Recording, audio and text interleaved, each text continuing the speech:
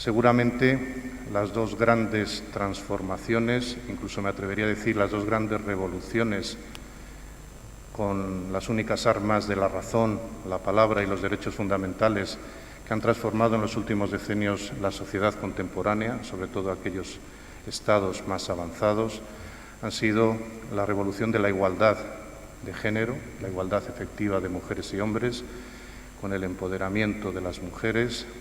Ha supuesto una gran transformación de la sociedad, en sentido muy positivo, vinculado a la satisfacción de los derechos fundamentales y libertades públicas, a la dignidad de la persona.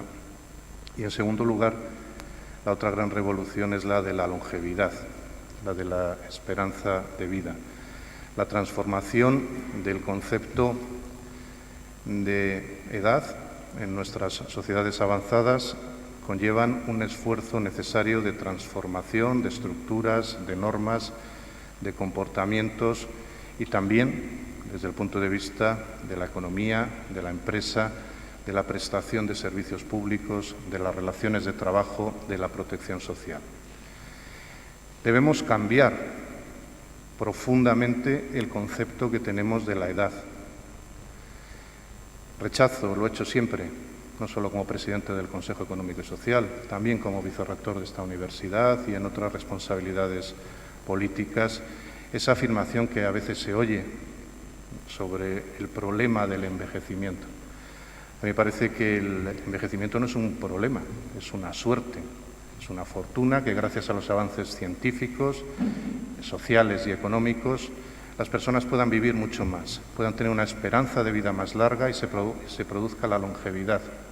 El envejecimiento de las poblaciones, cuando es un problema, es cuando no hay personas jóvenes, no porque haya personas mayores, sino porque se reduce la población, y ahí tenemos el reto demográfico, sobre todo en algunos ámbitos territoriales, porque se reduce de manera irracional la natalidad y no hay personas jóvenes en otros espacios porque no hay oportunidades.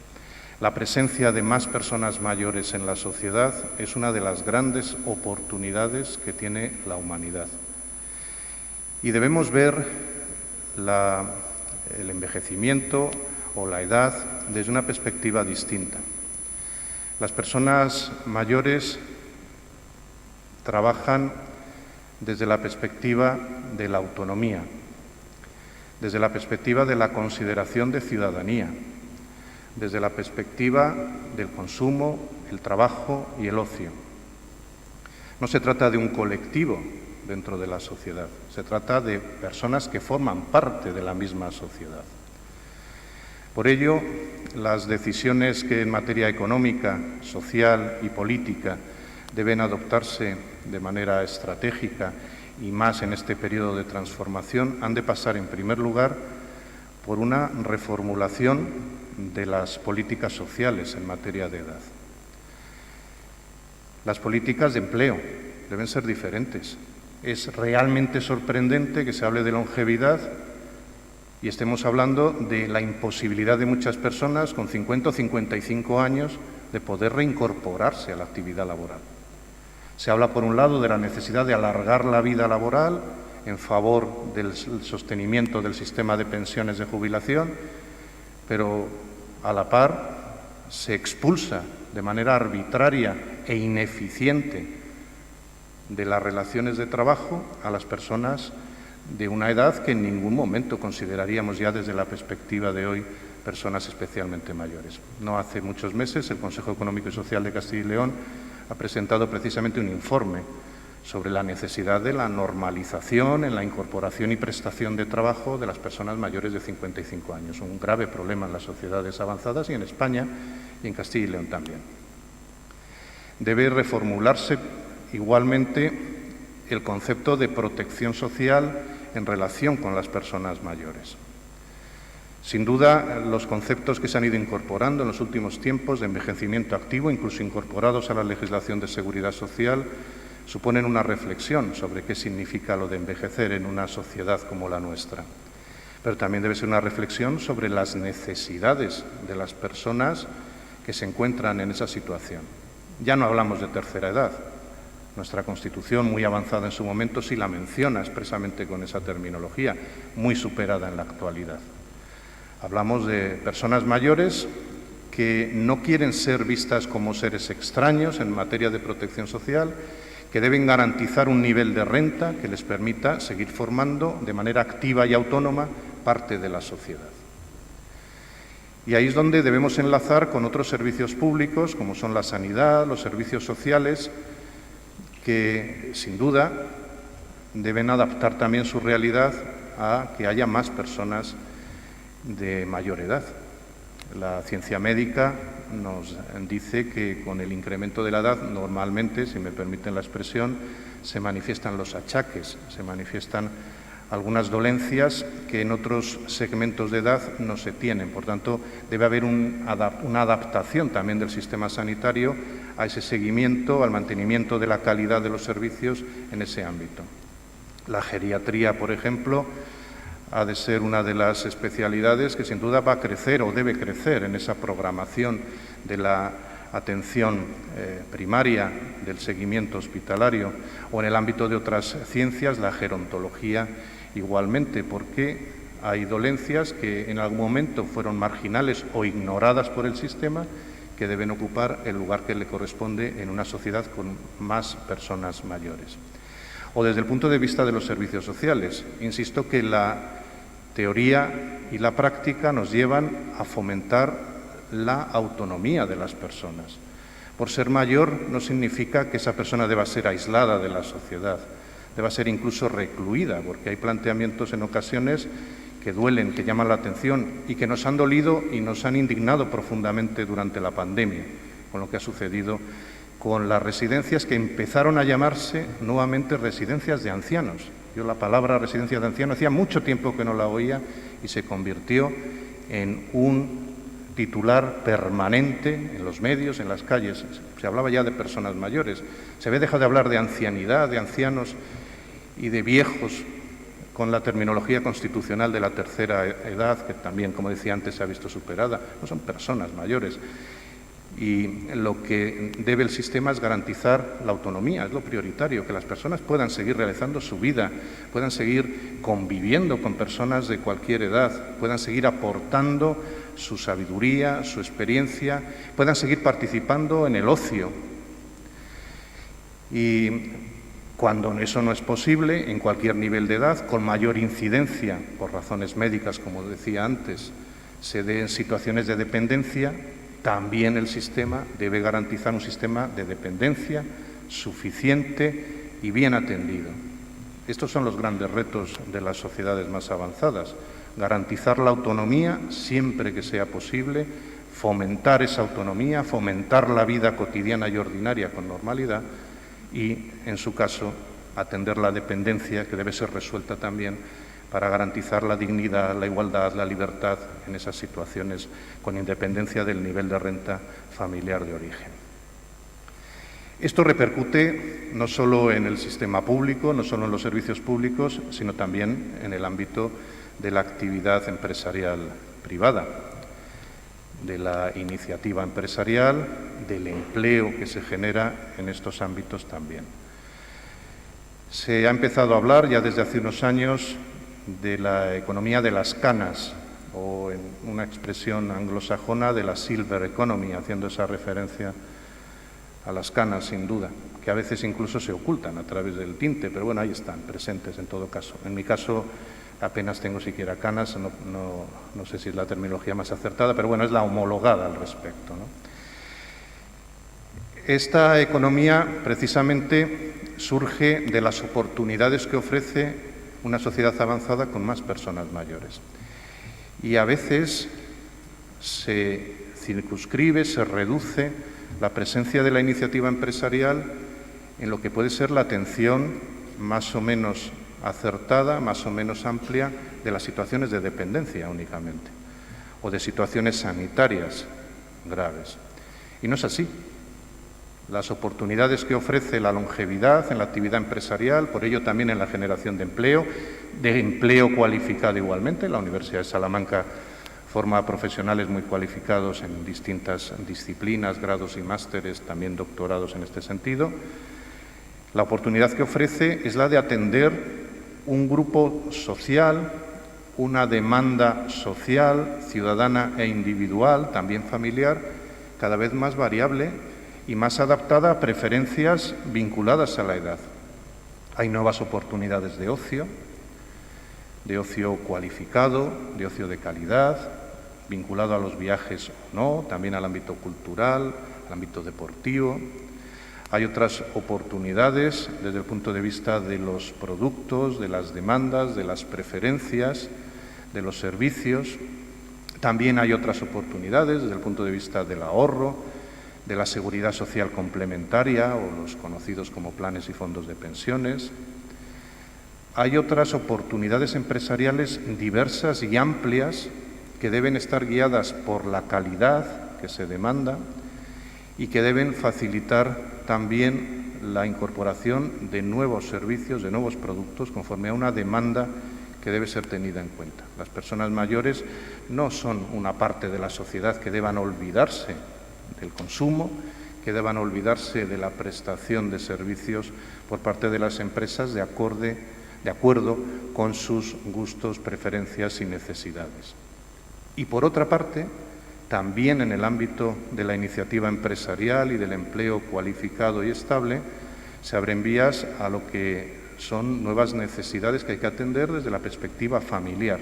Ha cambiado la percepción, la sensación de las personas mayores respecto del grupo familiar en este contexto de mayor longevidad. Me refiero a alguna dimensión que es especialmente singular por las características de nuestra sociedad, y es que muchas personas mayores, especialmente mujeres, pero no solo, han venido a suplir carencias de las administraciones públicas. Cuando se habla en las leyes, cuando se habla en las administraciones, en las políticas de conciliación de la vida familiar, laboral, personal, ¿qué sería? Iba a decir una expresión, sin las abuelas, en el sentido de relación familiar, que a veces se utiliza la palabra abuelo y yo he visto a más de uno, bueno, no sigo. La palabra abuela, en el sentido literal del término, ¿qué sería sin las abuelas, sin los abuelos, esa conciliación? ¿Existiría en España esa posibilidad? También la pandemia nos ha demostrado los graves problemas cuando se valoraba que los niños podían ser un factor de contagio superior hacia las personas mayores, cómo se ha quebrado esa cadena y cómo ha generado gravísimos problemas en la prestación de trabajo tanto en las empresas como en las administraciones públicas. Por tanto, hay una percepción distinta, hay unos consumidores, compradores diferentes, que son personas de mayor edad de lo que existía históricamente, incluso para la familia en su conjunto, y hay actividades también vinculadas a la formación, la educación, la cultura y el ocio, como antes decía, que se comparten en familia. Por tanto, tanto desde la perspectiva de los servicios públicos, en esta fotografía rápida que estoy intentando esbozar, como en la iniciativa de la actividad empresarial y del empleo y de los nuevos yacimientos y perfiles para los trabajadores, vemos que hay un cambio muy, muy importante.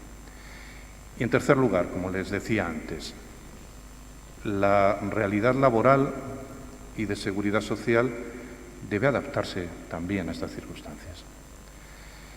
No podemos aceptar un mercado de trabajo que excluye a las personas mayores porque se crea un tópico que todavía no he visto demostrado por nadie de manera fehaciente de que la persona mayor es menos competitiva, menos eficaz o menos útil para la empresa. Dependerá del perfil de los puestos de trabajo, naturalmente. Eso de que, como tiene una antigüedad y todavía hay convenios colectivos que mantienen esos complementos, puede ser más caro, puede ser más difícil el despido, también más caro a través de la indemnización por despido improcedente o por despido objetivo, creo que son mitos que hay que desmontar técnicamente. Las plantillas funcionan mejor cuando son intergeneracionales. La fortuna que tenemos de contacto de las personas jóvenes con personas ya experimentadas y con experiencia dan buenos resultados. No es más cara una plantilla con personas mayores, puede ser mucho más eficaz y más adaptada a la posibilidad de cambio si se ha cuidado la formación, si se ha cuidado el diseño de los puestos de trabajo.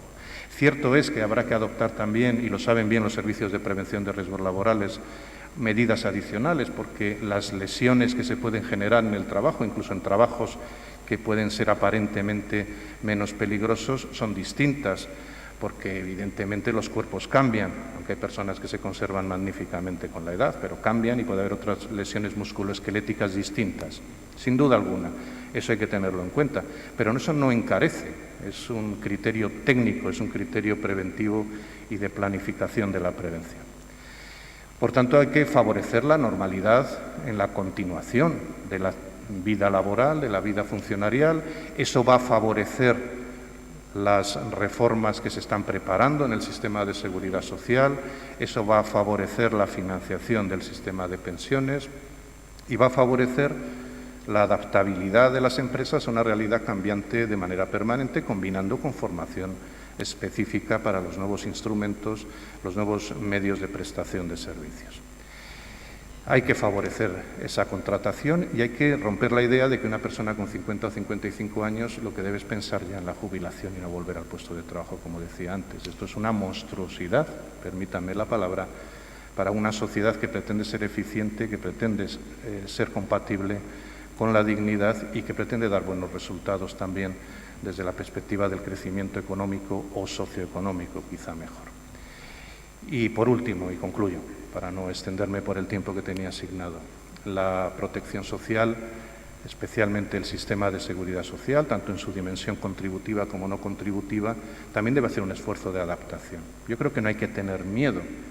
Y el último pacto que suscribió el Gobierno con los sindicatos más representativos, con la Unión General de Trabajadores y Comisiones Obreras y con las organizaciones empresariales más representativas, COE y CEPIME, recientemente, que ha dado lugar a un proyecto de ley que ahora está en tramitación para actualizar aspectos importantes del sistema de seguridad social, la supresión del factor de sostenibilidad, la indexación nuevamente de la actualización de las pensiones.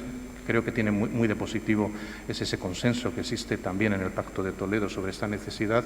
No nos debe asustar la oportunidad de adaptar nuestro sistema de seguridad social a una demografía distinta, a una sociedad con más personas mayores, sin perder de vista la necesidad de que haya más personas jóvenes también entre la población activa, nos puede dar un marco estable que elimine incertidumbres y que, por otra parte, permita a las personas saber cuál puede ser su dimensión, sus perspectivas en relación con la pensión de jubilación, en relación con otras prestaciones del sistema de seguridad social.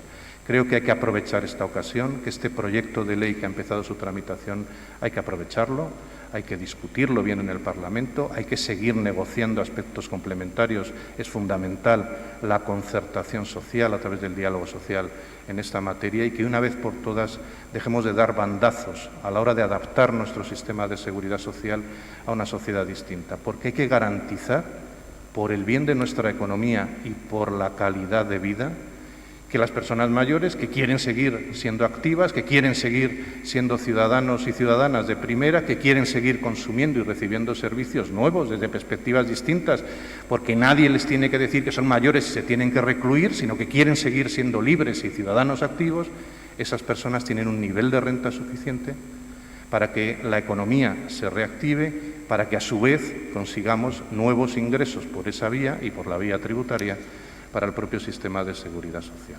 En fin, concluyo definitivamente. Estamos ante un momento crucial. Creo que debemos ser conscientes de esta gran transformación sin precedentes. Nunca antes en la historia de la humanidad ha habido un grupo tan importante de personas mayores. Tenemos esa suerte. Debemos seguir trabajando para que eso sea así, a través de la ciencia médica, de los buenos sistemas de salud, de los buenos sistemas de servicios sociales, de los buenos sistemas educativos.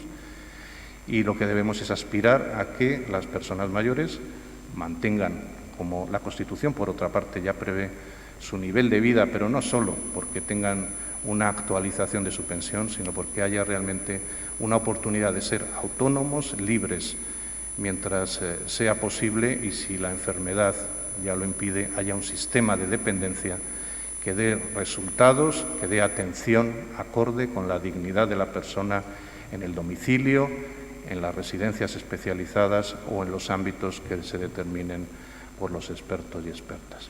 Muchísimas gracias nuevamente a la Fundación General por esta oportunidad, por la oportunidad de compartir esta mesa con personas queridas y admiradas como el rector, el presidente del Consejo Económico y Social de Castilla y León, el director de la Fundación, por compartir con todos ustedes, algunos hacía algún tiempo que no nos veíamos de manera presencial y para mí es una auténtica suerte contar con la presencia de todos ustedes y espero que las personas que nos sigan a través de las pantallas de los medios telemáticos también puedan participar activamente de una sesión especialmente interesante. Muchas gracias a todos.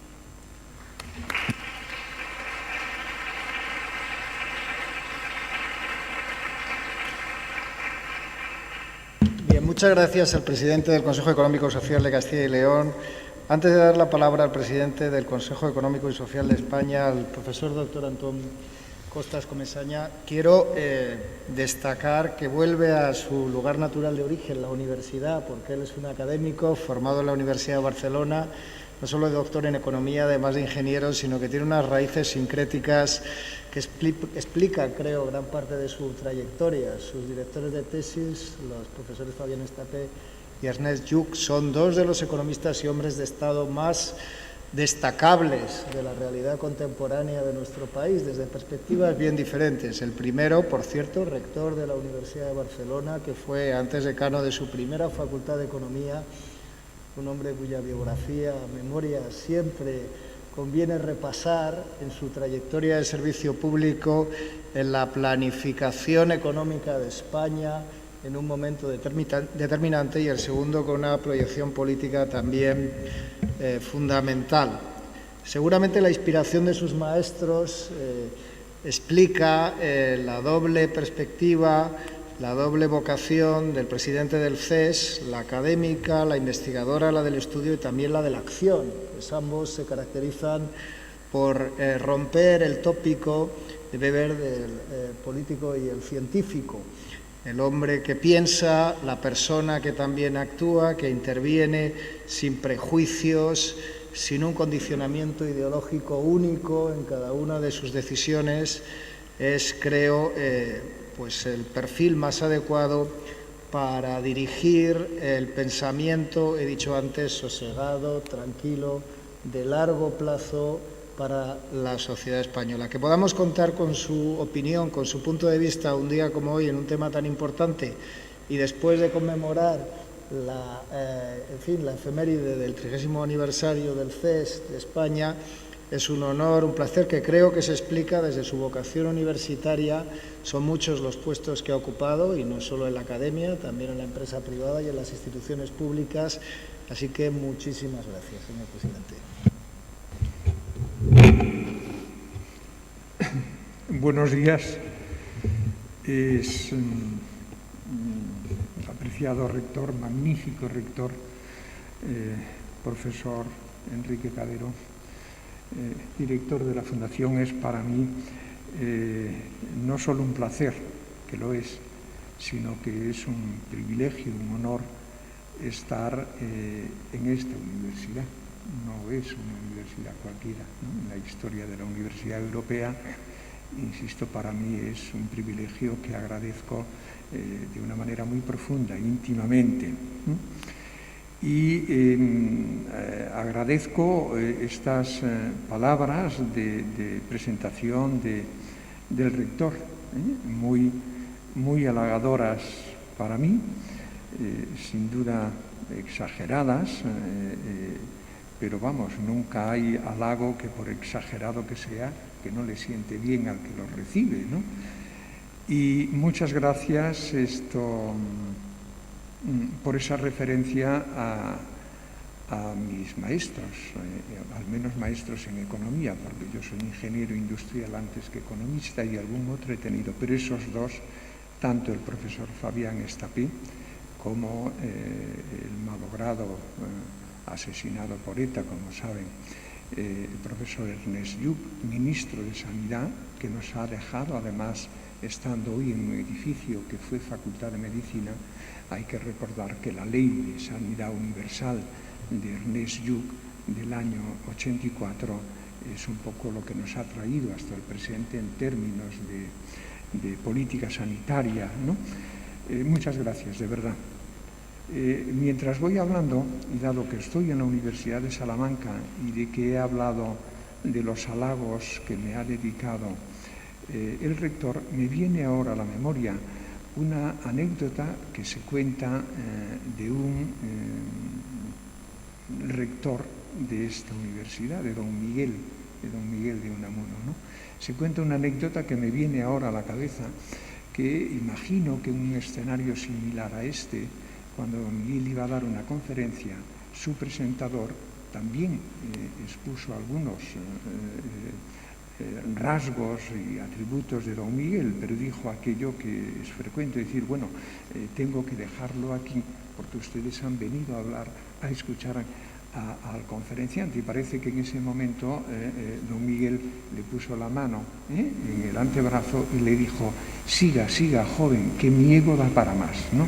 Claro, escuchando esas palabras halagadoras del rector, pensaba que sigue el rector, que son muy bonitas. ¿Qué les diría? Yo, un poco las tres reflexiones que les voy a hacer es que son absolutamente coincidentes con lo que ha manifestado el profesor Cavero en este momento. Tanto es así que estoy tentado de decir, apoyo totalmente lo que dijo el profesor Cavero y lo dejamos aquí, porque, como verán, es muy coincidente, pero bueno, sería una descortesía como mínimo, y además me apetece aprovechar este momento que tengo aquí. Si me permiten, en los minutos también que me han concedido, yo querría hacer tres tipos de reflexiones convergentes, pero tres tipos de reflexiones sobre la economía de la longevidad. En primer lugar, que es una manera de decir que les felicito, es utilizar el término longevidad y no envejecimiento.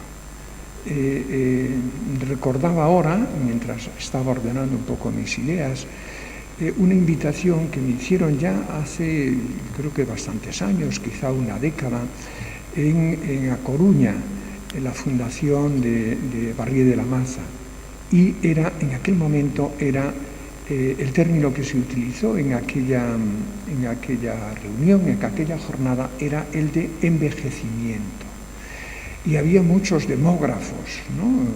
Yo creo que probablemente yo era un outsider allí en aquella reunión, pero yo manifesté allí mi incomodidad con el uso del término envejecimiento para expresar lo que considero que es uno, si no el mayor triunfo de la humanidad, que es el aumento de la esperanza de vida.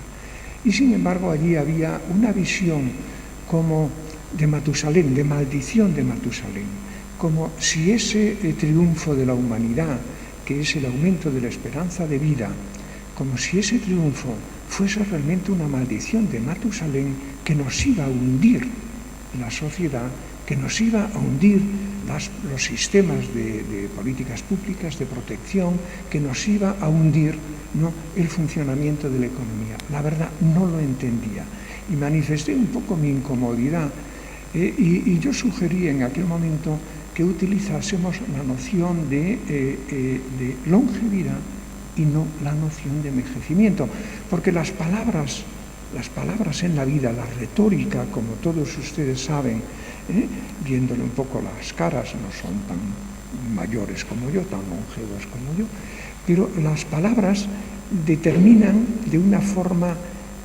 fundamental la forma en cómo vemos las cosas.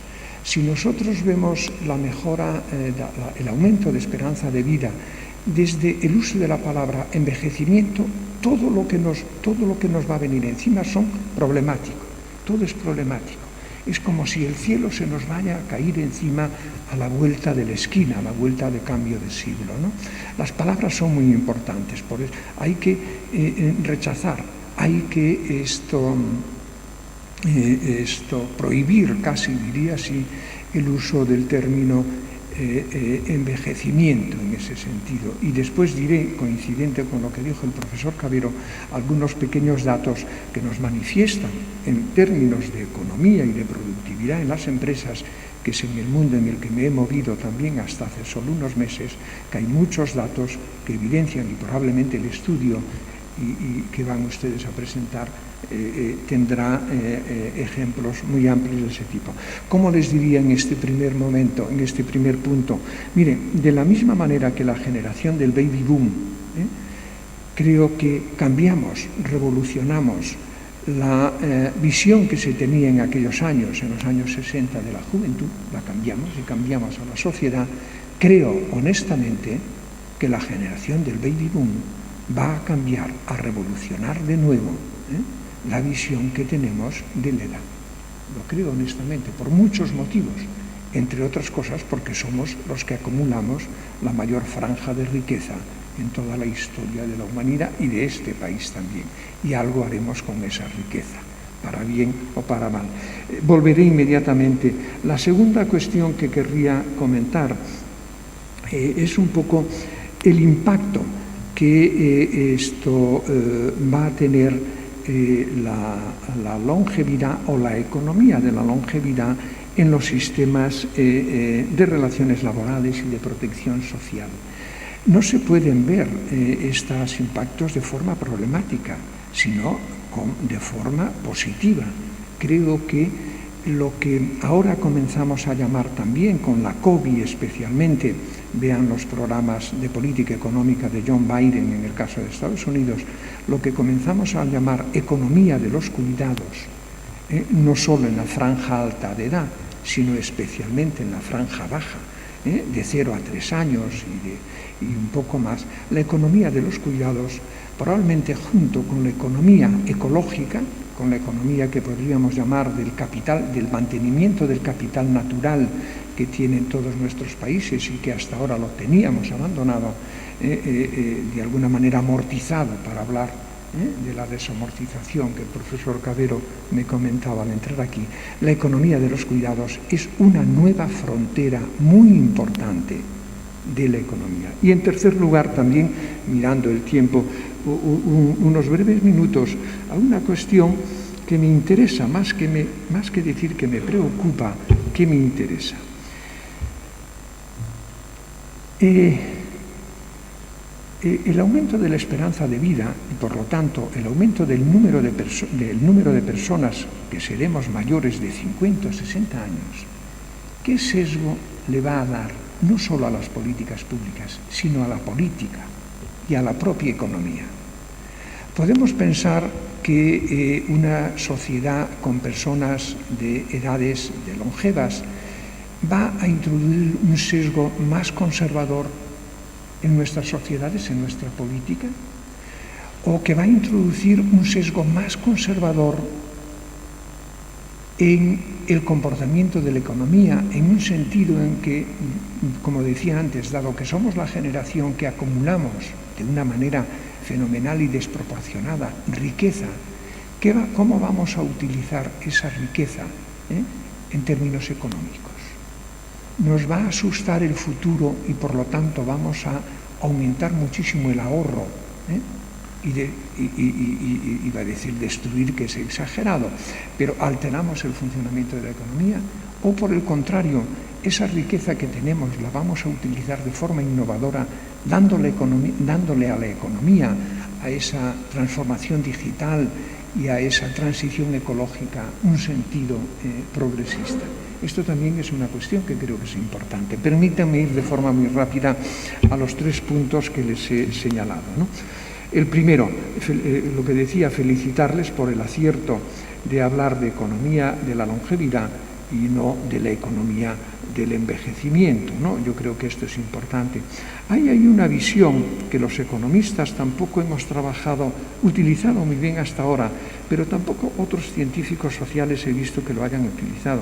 Seguimos utilizando la edad desde un punto de vista cronológico, como un dato. Dices que yo, cuando me veo a mí y veo a mis queridos abuelos a la edad en que yo tengo hoy, es que no tenemos nada que ver, no tengo nada que ver con ellos. pero tengo el mismo guarismo de edad. Pero mi edad biológica, mi edad vital, no lo es. Yo he pasado de los 65, tendría que estar jubilado. A esa edad mis abuelos, uno murió, ¿no? Y el otro, el esfuerzo de toda una vida de trabajo muy dura, le tenía consumido. ¿Qué tengo yo que ver con ellos? ¿Qué tiene que ver la mayor parte de mi generación con la generación de nuestros abuelos o hasta de nuestros padres? Y por lo tanto, la edad no la podemos utilizar. Yo estoy seguro que todos ustedes, investigadores, ya no lo hacen de forma cronológica. ¿Qué significa 65 años ahora? Nada. Significa, imagino que si hiciese lo mismo que hacemos los economistas con la inflación, imagino que los 65 o 70 de ahora deben ser, profesor Cabero, equivalentes a los 50-55 de mediados del siglo pasado, del tercer tercio del siglo pasado, ¿no? Por lo tanto, esta es una cuestión muy importante, es decir, no podemos utilizar la edad como un guarismo de tipo cronológico porque no nos permite entender ya nada, a mi juicio. Y esto es importante. Lo que Enrique se refería, el profesor Cabero se refería a ese edadismo, a esa infravaloración social de la vejez. Y esto va unido, a mi juicio, porque lo he visto en las empresas en las que he estado como consejero durante muchos años, que probablemente la mayor discriminación que existe en nuestra sociedad es la discriminación por edad. Yo recuerdo hace unos años en una empresa de la que era presidente del Consejo de Administración, sin funciones ejecutivas, que la directora de Recursos Humanos me dijo un día, presidente, ya hemos hecho la selección de los nuevos ingenieros. Dice, muy bien. ¿Y qué tal? Dice, no vamos a coger a los mejores.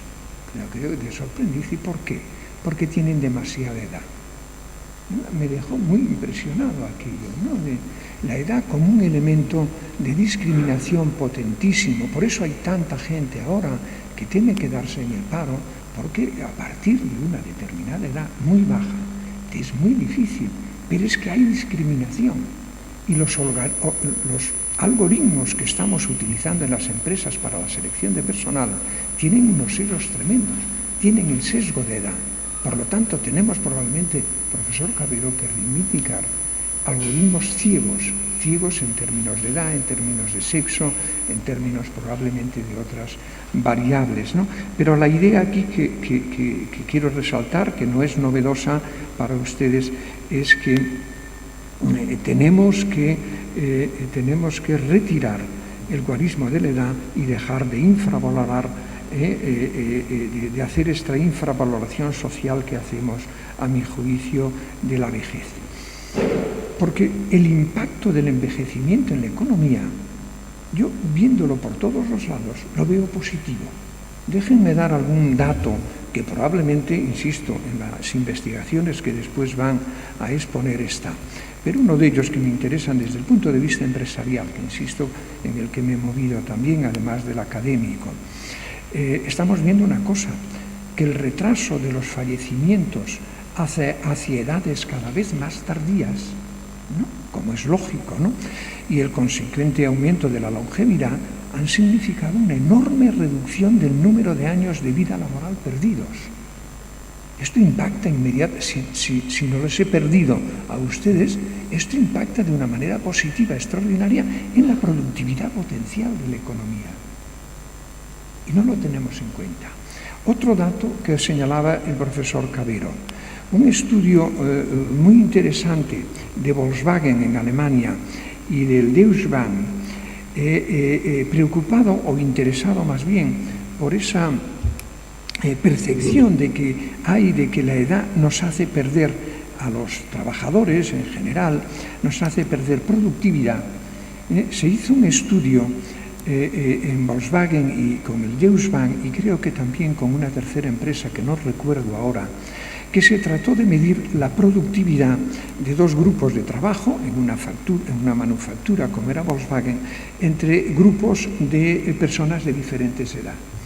Y cuando se comparaba la productividad del grupo de trabajo joven con el grupo de trabajo mayor, aparecía, y no era muy importante el gap, que era verdad que en cuanto a rapidez de las operaciones era más rápido, más productivo el grupo más joven que el grupo mayor, pero tenía, sin embargo, un mayor número, muy importante, mayor número de fallos.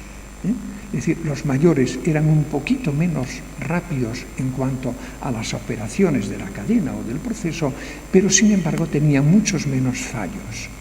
Si tú ves la productividad global entre velocidad y fallos, te puede resultar que te está siendo más productivo el segundo grupo. Pero después hicieron una cosa que fue, el profesor Cabero se refirió a ella, hizo una referencia, que fue hacer grupos de trabajo mixtos, ¿no?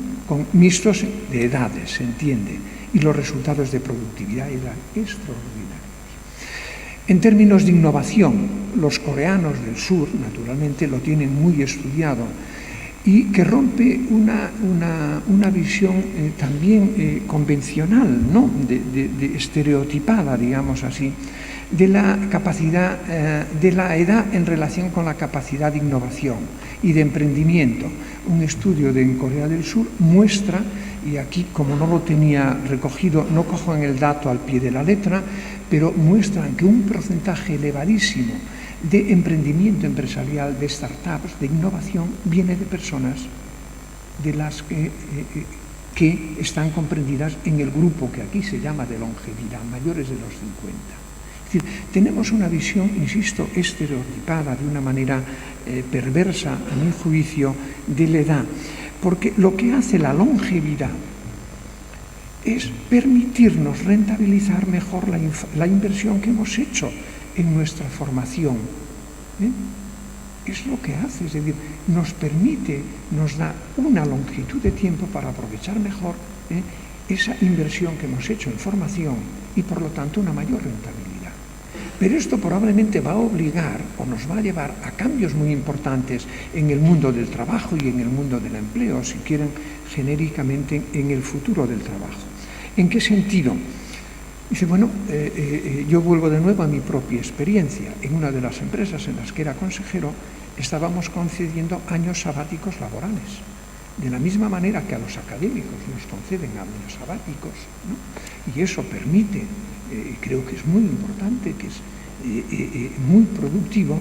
¿Por qué no conceder también años sabáticos laborales? Porque nos permiten renovarnos, ¿no? Nos permiten alargar nuestra vida laboral, nos permiten ser más innovadores y en la medida en que la esperanza de vida es mayor,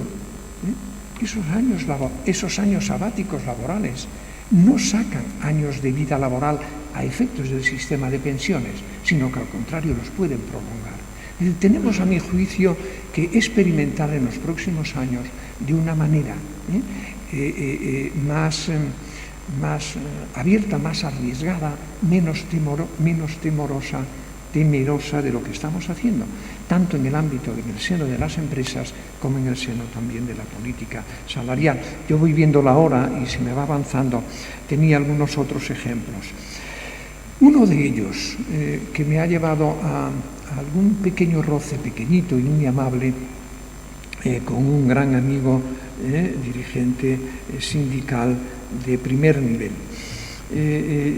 Es el tema de alargar la edad de jubilación, en el sentido de permitirle a las personas, de darle libertad a las personas a que prolonguen su vida laboral. Esto ha provocado una cierta preocupación porque hay un razonamiento que les aseguro que es una falacia en economía, pero un razonamiento intuitivo muy poderoso, que es claro. Dice, mire, esto me lo decía una de mis cuñadas, dice, si tú no te quieres jubilar a los 65 años, tú estás impidiendo que otro joven entre. Dice, esto intuitivamente es muy poderoso, ¿no? Pero no es cierto. En términos económicos no es cierto, es una falacia.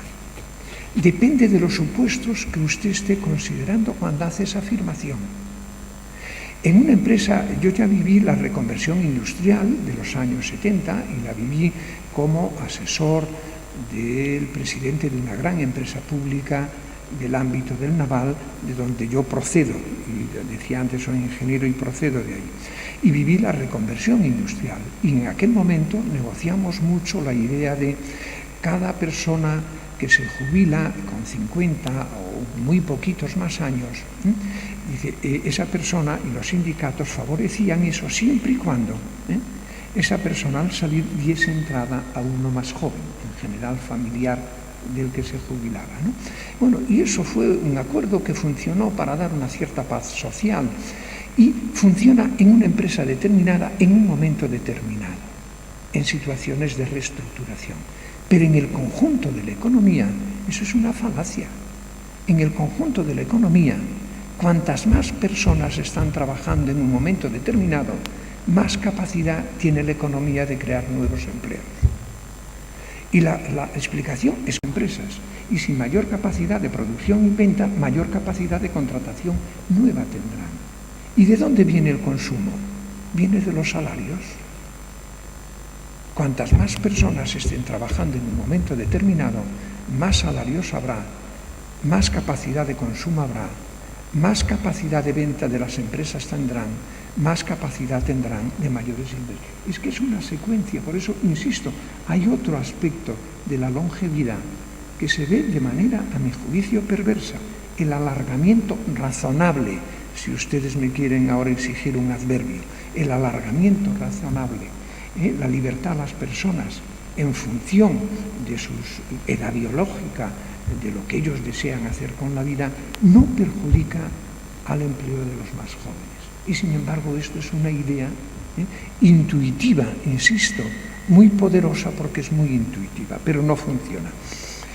Tengo que salir de este tema rápido, pero aquí la conclusión es, desde el punto de vista económico, sin entrar ya en las consideraciones que ha hecho el profesor Cabero en términos de las personas como consumidoras, ¿no?, que hacía él antes, yo les digo también que en este otro aspecto de productividad de la economía, de innovación de la economía, de dinamismo de la economía, la longevidad no es una amenaza.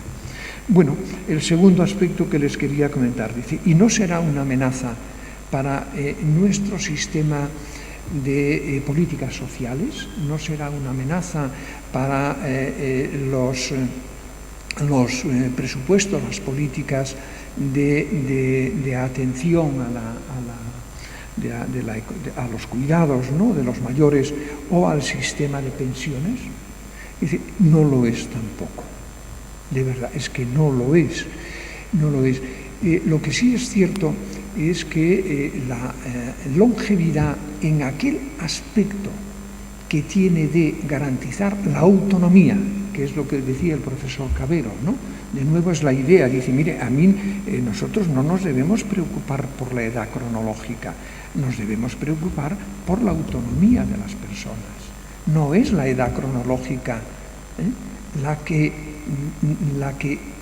impide o provoca, ¿no?, la necesidad de atender a esa persona y por lo tanto mayor gasto social. No, es la capacidad de autonomía que tiene esa persona. Por lo tanto, nuestros sistemas de protección social, nuestros sistemas de salud tienen que ir orientados más a potenciar la autonomía de las personas que a la idea de un gasto excesivo en la economía de los cuidados. Pero aún atendiendo a la economía de los cuidados, aquí hay una nueva frontera de la economía y la COVID nos ha permitido ser más conscientes de ella. ¿Por qué motivo? Miren, los economistas, como saben, medimos la riqueza, la renta anual de un país por el PIB, ¿no? Por el PIB, por el Producto Interior Bruto. Y para calcularlo, ¿qué hacemos? Calculamos todas aquellas actividades de compra y venta de servicios y bienes que tienen un precio de mercado, ¿no? Es decir, ¿cuántos bolígrafos se producen? Tanto. ¿Cuál es su precio? Tanto. Número de bolígrafos por número de precios, tengo el PIB. Si fuese una economía que solo produce bolígrafos, ya tengo el PIB, ¿no? Y dice, bueno, pero hay otras actividades de mercado, sí. Los servicios, ¿no?, la atención a los mayores. Nosotros calculamos en el PIB, aquellas actividades de cuidados que tienen una retribución en el mercado, ¿de acuerdo? Pero ¿y todos aquellos trabajos que se hacen fuera mercado? Esos no los estamos contabilizando en el PIB, pero son trabajos. Son trabajos que ofrecen un servicio importante a la sociedad. ¿Qué nos ha hecho, a mi juicio, la COVID? Una cosa extraordinariamente buena. Nos ha hecho conscientes de la cantidad de trabajo productivo que hay fuera del PIB, ¿no?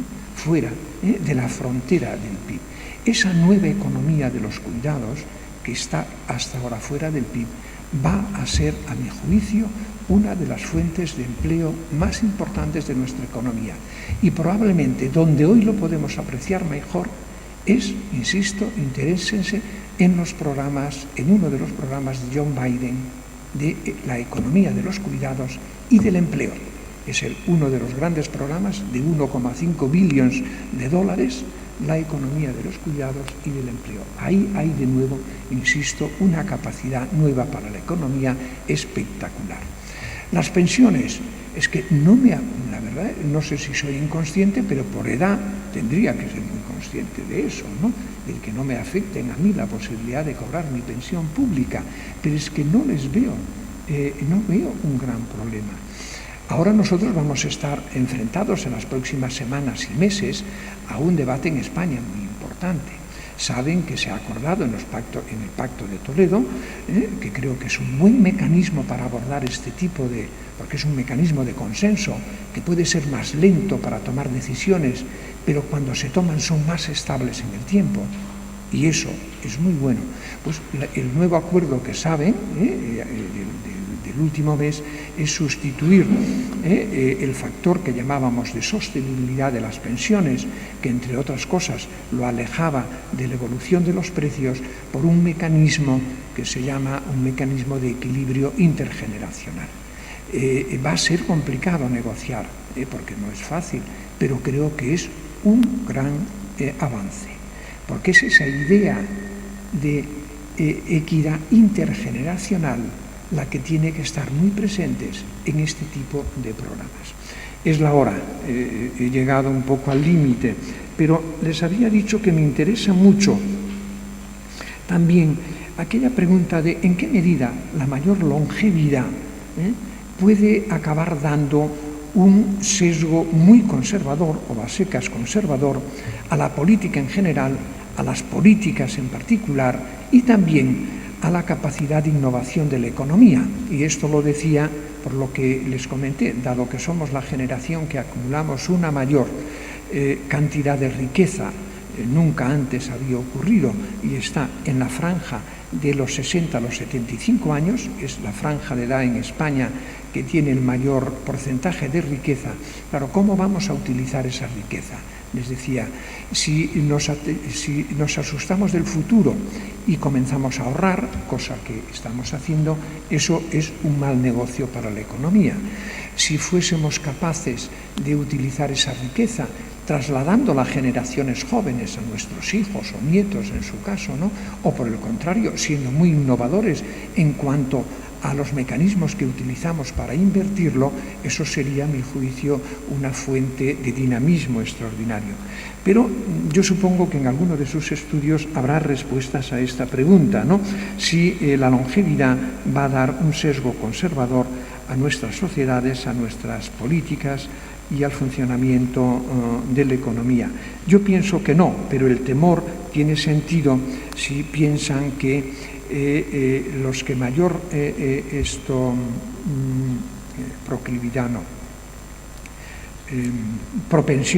los que mayor propensión tenemos a votar, es decir, a participar en las elecciones, somos la franja de los longevos. Por lo tanto, en la medida que somos los que más votamos, ¿no? Si tuviésemos un sesgo conservador derivado de la longevidad, eso sería pues, un impacto negativo. ¿Por qué creo que no va a ocurrir? Por el argumento que les dije desde el principio y que es el lema de esta jornada. Porque la economía de la longevidad no es la economía del envejecimiento. La economía de la longevidad es una economía muy dinámica que la tenemos que ver desde esta perspectiva progresista, en ese sentido, que creo que va a mejorar, a mi juicio, tanto la sociedad como la política, como la economía. Tengo la esperanza de que pueda acertar en este pronóstico, que no sé si es pronóstico científico o profecía, pero miren, la visión, acabo así, la visión optimista en la vida yo creo que es muy importante. Daniel Kahneman, que probablemente le conocen muchos de ustedes, es un psicólogo al cual los economistas, mostrando una apertura de miras excepcional, le hemos dado el Premio Nobel de Economía, ¿no? Kahneman tiene un libro, muchos, pero tiene uno que está editado en castellano, creo que el título es Pensar rápido, pensar lento, que cada capítulo es un poco los resultados, el diseño y el resultado de sus estudios sobre el comportamiento de los humanos, especialmente en relación con nuestra conducta económica. Y hay uno de esos capítulos, que debe ser el 15, 17, no recuerdo bien, que concluye de esta manera. Queda comprobado, los optimistas se equivocan más, pero les va mejor en la vida. Por lo tanto, yo creo que una visión optimista de la longevidad nos dará mejores resultados que una visión pesimista. Muchas gracias, rector. Muchas gracias, profesor.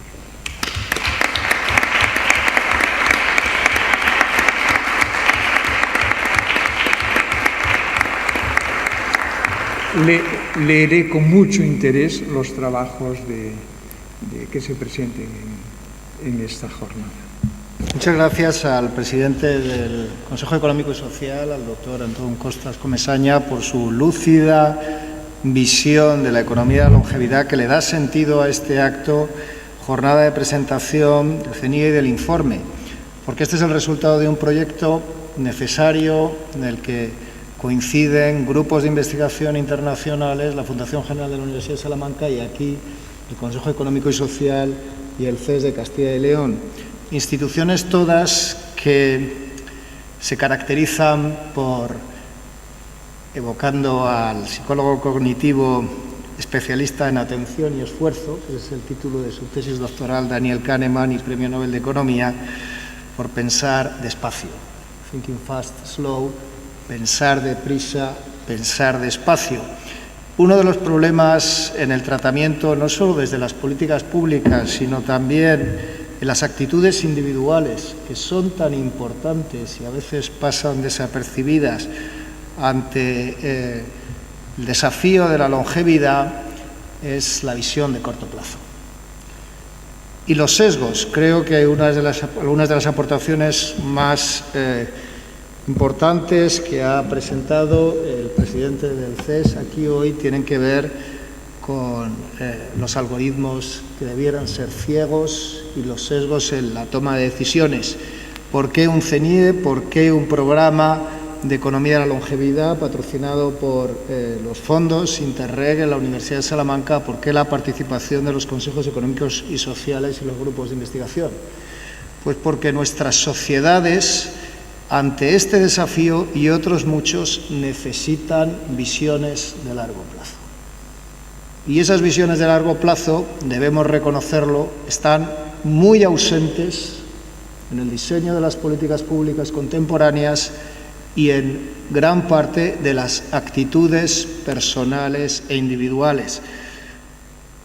¿Cómo se toman las decisiones? Es importante, ¿no? Se ha citado el libro de Kahneman, el más conocido, el más reciente, junto a un profesor de Derecho Administrativo, Cass Sunstein, Ruido, en torno a, junto a los sesgos, el otro gran factor de error de los optimistas, de los expertos, de los jueces, de los médicos. ¿Por qué el ruido hace que nos equivoquemos tanto como los sesgos? Pues porque los seres humanos estamos muy condicionados por percepciones subjetivas que son características de nuestra individualidad, y una de ellas, insisto, es el cortoplacismo. Esa visión cortoplacista hace que nos equivoquemos en el diseño de nuestras perspectivas de futuro como sociedades y como individuos. Y el cambio determinante de la longevidad es que el corto plazo es insuficiente.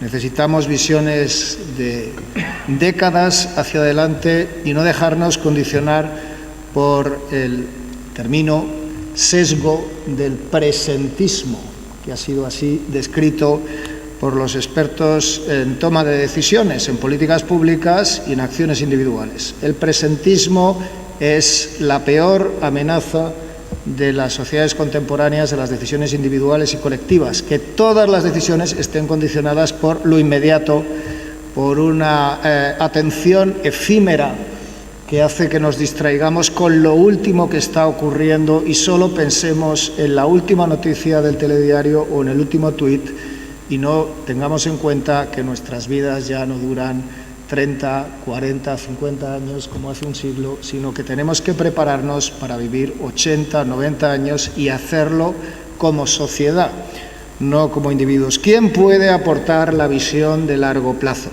¿Dónde está el pensamiento lento que propugna también Daniel Kahneman para no cometer errores? Pues, por supuesto, está en la experiencia que aportan las personas mayores de más edad, pero también en aquellas instituciones que no están condicionadas por periodos cortos.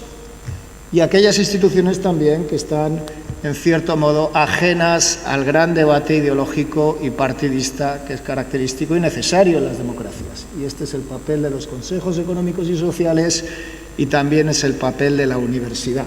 Creo que la confluencia de una institución constitucionalmente prevista, como la que representa el presidente, también representada y en el Estatuto de Castilla y León con el profesor Cabero, aquí en la universidad, es un momento feliz. Hay presentes también felices y oportunos en el largo plazo y una oportunidad para hacer propuestas tan inteligentes y tan concretas como las que ha formulado el presidente del CES. Así que muchísimas gracias de nuevo. Continuaría, en fin, reconociendo los muchos méritos que justifican el consenso en su elección, más allá de, por supuesto, la cordialidad académica. Se trata de reivindicar que la acción y el pensamiento deben ir unidos también en este desafío de la economía de la longevidad. Así que muchas gracias. Le damos la palabra al presidente de la Fundación General y, sobre todo, a quienes han realizado aportaciones en el informe, las investigadoras e investigadores.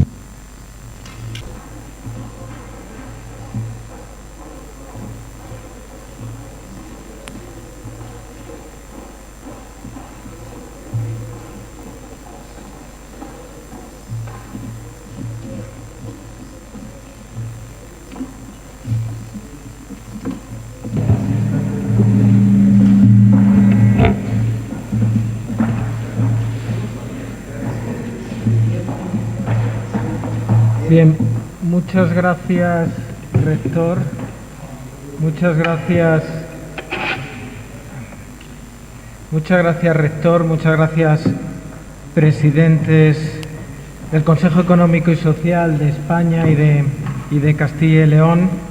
Muchas gracias, investigadores de Oxford Economics y de la Universidad de Salamanca implicados en el estudio que presentamos. Y muchas gracias a todos los que nos acompañan, bien presencialmente, también a través de streaming. Saludos cordiales a todos. Entramos en la parte de presentación del estudio, pero me van a permitir que previamente contextualice muy brevemente el marco en el que hemos desarrollado este estudio sobre la longevidad. La Fundación General de la Universidad de Salamanca tiene como objetivo general que se establece en sus estatutos, pues apoyar a la universidad en todos sus fines, y sobre todo lo hacemos impulsando proyectos e iniciativas encaminadas a potenciar la aportación al entorno social de la universidad. Y en este marco, pues desde hace ya varios años, desde la Fundación General, venimos trabajando en torno a los desafíos y también a las oportunidades que conlleva la longevidad y el envejecimiento poblacional. Creo que todos somos conscientes de la realidad demográfica actual, de las tendencias, pero por darles algún dato, a día de hoy 1 de cada 5 europeos tiene más de 65 años y las proyecciones a 2050 establecen que será 1 de cada 4 que supere los 65 años.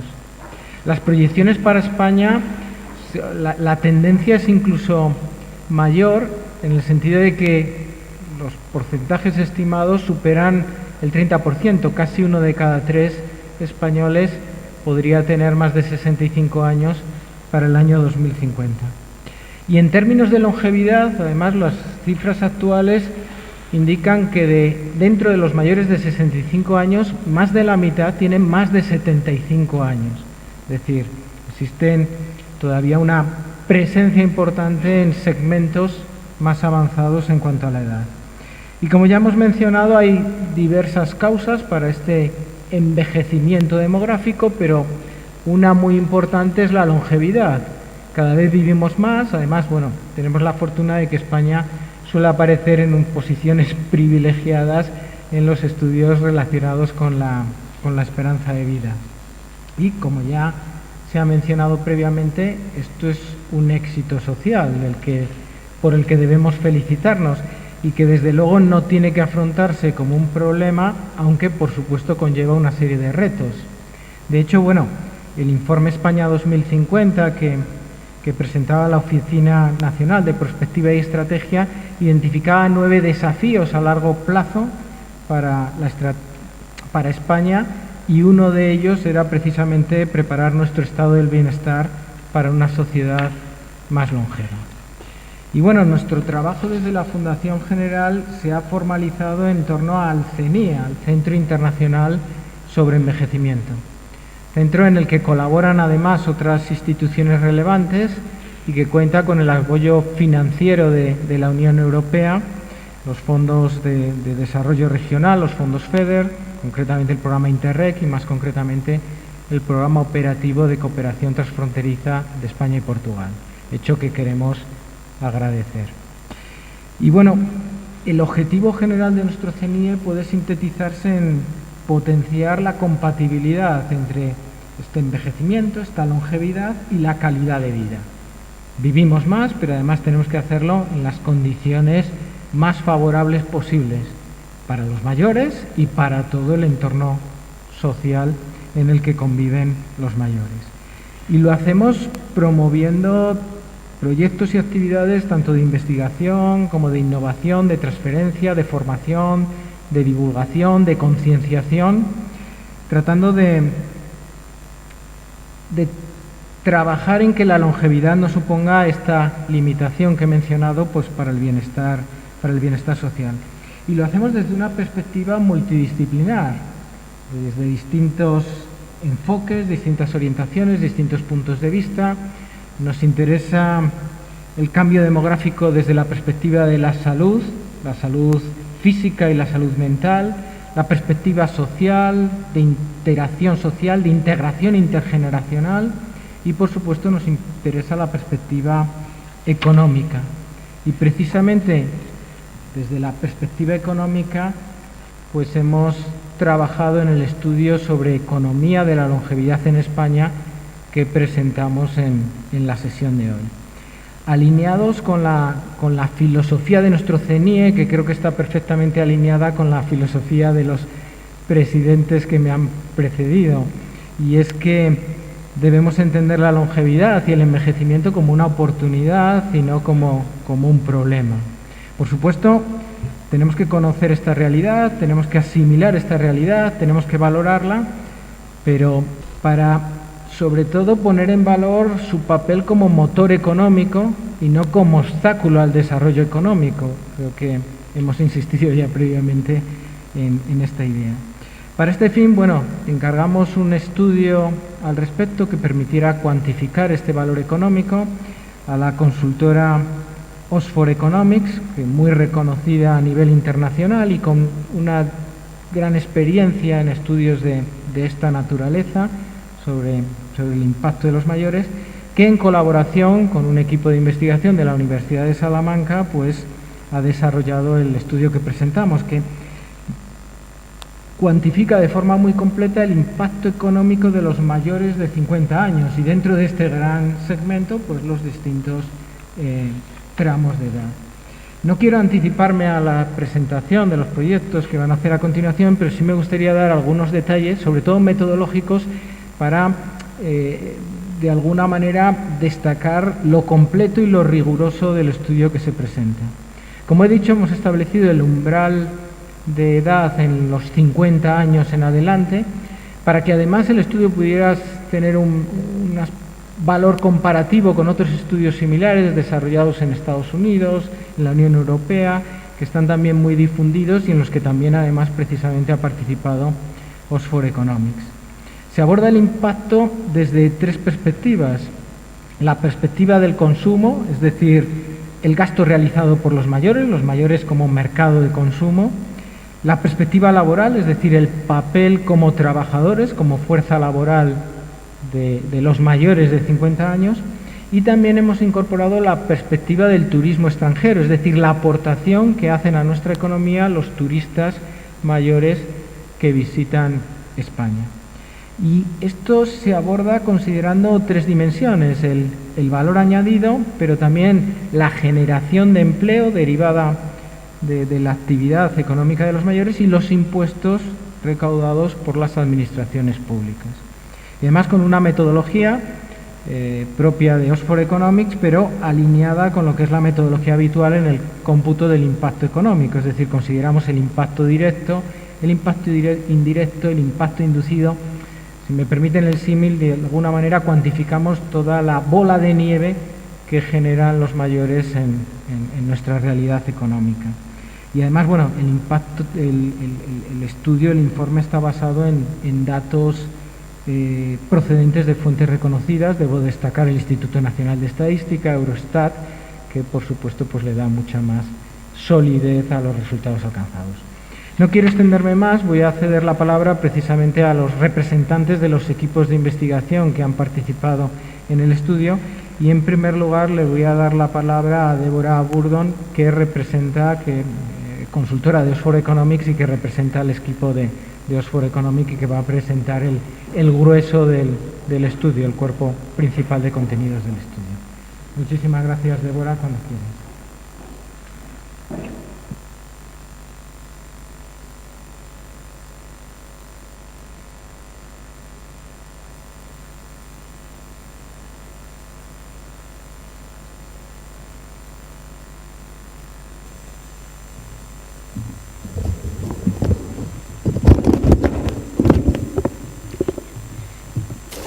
Bueno, buenos días a todos. A la gente que también nos escucha a través de las redes. Y bueno, es para nosotros un honor estar aquí en este auditorio representando a Oxford Economics y al equipo que ha puesto en conjunto este informe. También, bueno, queremos agradecer a la Fundación, al CENIE, por encomendarnos la realización del estudio. Y bueno, igual como poniendo también en contexto y lo que decíamos en un principio, la longevidad, de acuerdo también al Foro Económico Mundial, es una de las principales tendencias que marcarán el siglo XXI, ¿no? Desde todos los aspectos. Y bueno, para nosotros es interesante cuantificar la economía de la longevidad y el valor que supone esta población en España particularmente.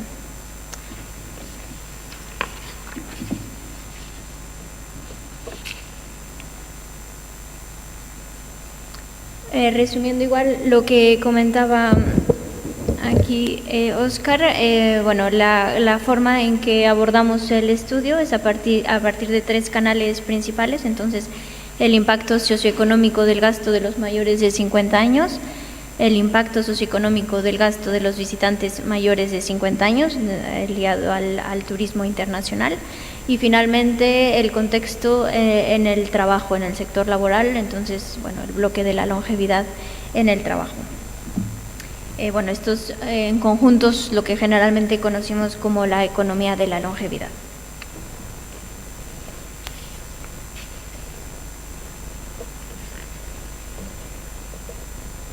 Bueno, esto es el gráfico que representa igual lo que estábamos comentando sobre la metodología y cómo se ha tomado cómo hemos puesto en conjunto el impacto total.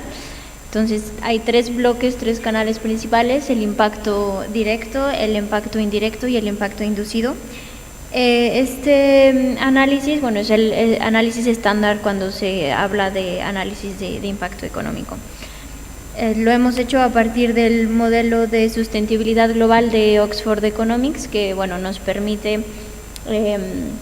cuantificar los impactos y que además está todo vinculado con las cadenas de valor presentes también en todas las empresas ligadas a los proveedores de bienes y servicios que proponen soluciones a la corte de 50 y más.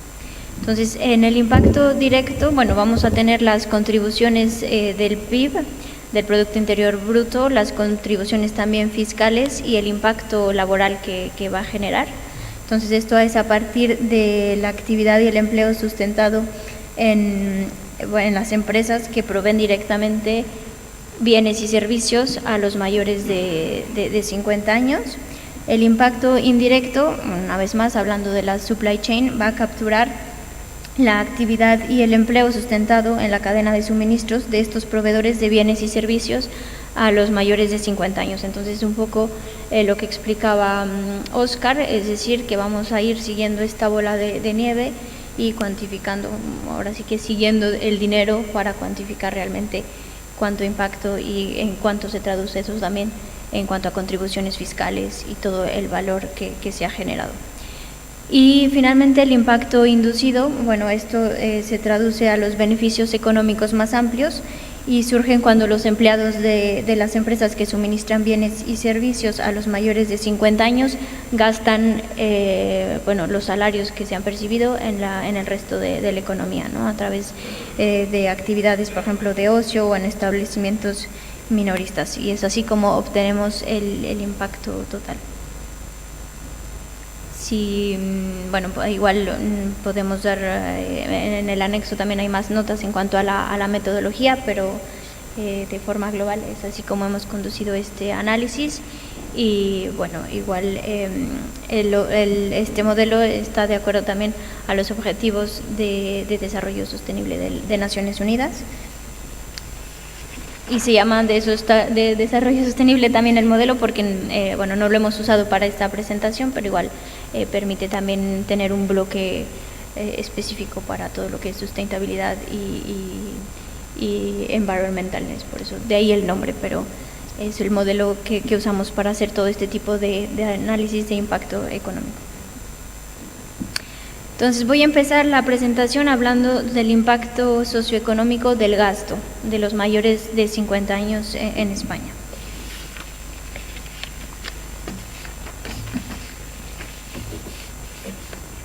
Y aquí, como bien se decía en un principio, podemos ver que realmente el poder adquisitivo de los mayores de 50 años en España es un motor muy importante en la actividad económica del país.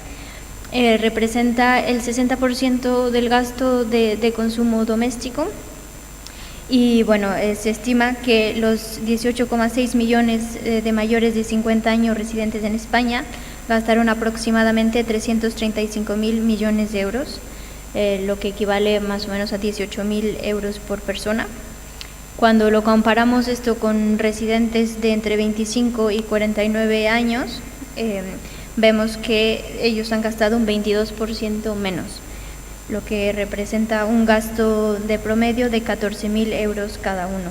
Entonces, el total sería de 230.000 millones de euros.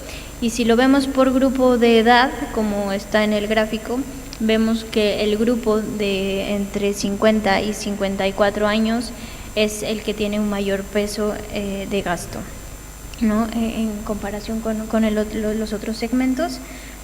Este grupo de entre 50 y 54 años gastaron casi 74.000 millones de euros en la economía española, lo que equivale a una quinta parte del gasto total de las personas mayores de 50 años residentes en España.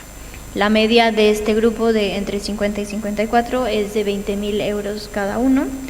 Y, por ejemplo, mientras que los de 70 a 74 años, bueno, gastan una media de 15.000 euros cada uno, aún estamos por encima del promedio que podemos observar con los residentes entre 25 y 49 años. Entonces, quiere decir que incluso los que gastan menos dentro de este segmento de 50 y más siguen gastando más en promedio que el grupo de 25 a 49 años.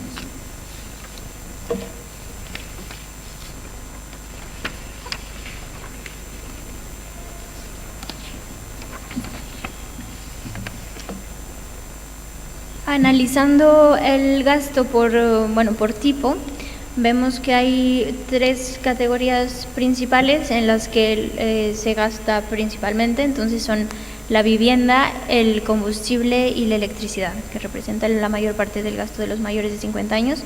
Con estas categorías hay de 113.000 millones de euros en 2019, lo que equivale a un gasto de 6.000 euros por persona. Y le sigue el gasto en alimentación y bebidas no alcohólicas, con 50.526 millones de euros, y seguido del transporte, con 37.176 millones de euros.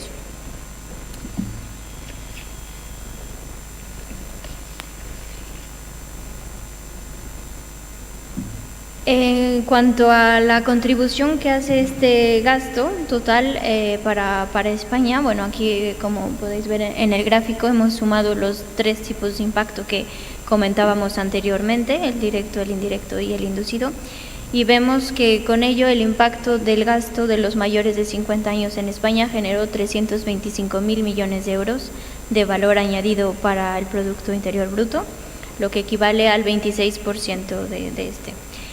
Si lo ponemos en contexto, eso quiere decir que es más del doble del tamaño del sector inmobiliario. Y en cuanto a los trabajos que esto supone, bueno, pues soporta 4,4 millones de puestos de trabajo en España en 2019. Y aunado a ello, como veíamos en la metodología, también tomamos en cuenta los ingresos fiscales, y en cuanto a eso hay el impacto en ingresos fiscales es de 118.000 millones de euros a partir del gasto de los 50 y más.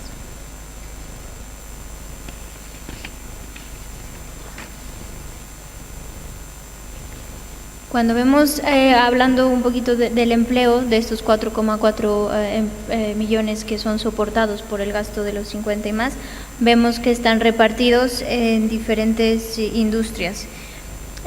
Poniéndolo en contexto, equivale a 1,5 veces el empleo total de Madrid. Y bueno, también hemos visto, o el modelo nos sugiere, que estos empleos proporcionan un apoyo clave a los trabajos para los más jóvenes. Estimamos que este gasto de los mayores de 50 años apoyó alrededor de 250.000 puestos de trabajo entre los jóvenes de 16 y 24 años. Entonces, esto equivale a una cuarta parte del empleo de ese rango de edad. Si lo vemos por género, bueno, no viene aquí, pero esos 2,4 están divididos en 2 millones para las mujeres y 2,4 para los varones. En comparación de sus homólogos masculinos, los trabajos son principalmente, los trabajos respaldados por mujeres principalmente los encontramos en las industrias de servicios sociales, de salud, en artes y entretenimiento, mientras que para los varones la participación se encuentra más en sectores como la agricultura y la manufactura.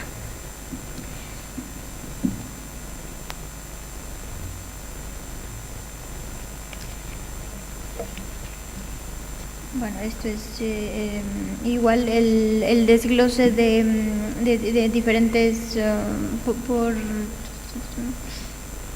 la distribución a la que hacía yo mención. Aquí no la cambié a tiempo, una disculpa. Es la diferencia entre hombres y mujeres, ¿no? El sexo y la distribución a la que hacía yo mención en cuanto a las industrias en las que se desempeñan principalmente 4,4 millones de empleo.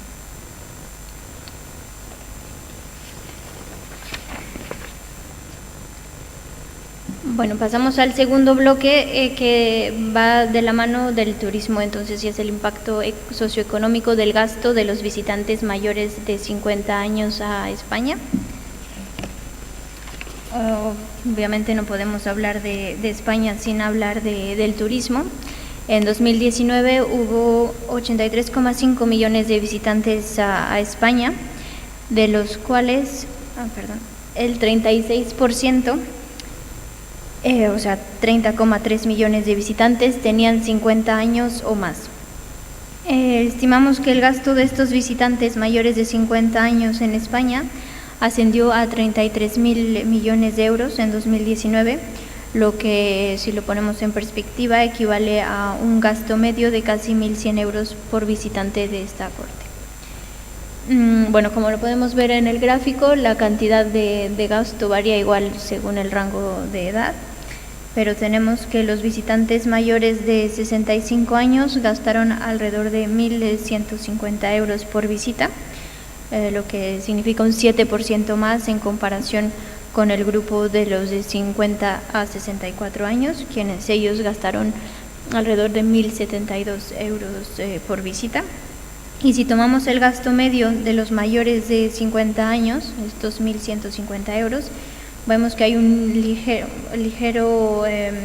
un poco superior al gasto de los visitantes que están entre 25 y 49 años. Ellos están en 1.080 cuando vemos el promedio.